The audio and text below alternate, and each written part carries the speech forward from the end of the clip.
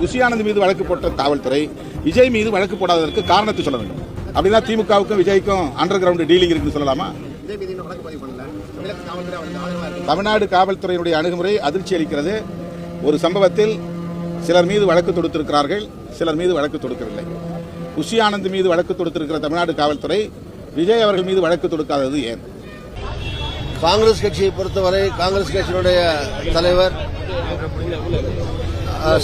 நாடாளுமன்றத்தினுடைய எதிர்க்கட்சியாக கூடிய தலைவர் ராகுல் காந்தி அவர்கள் சம்பவம் நடந்தவுடனே தமிழ்நாடு முதலமைச்சர் அவர்களிடத்திலேயும் அந்த இடத்திலே இருந்தார் என்கிற அந்த நிலைப்பாட்டோடு தாவேகாவுடைய தலைவர் விஜய் அவர்களிடத்திலேயும் தொலைபேசியிலே பேசி கள நிலவரங்களை அறிந்துள்ளார்.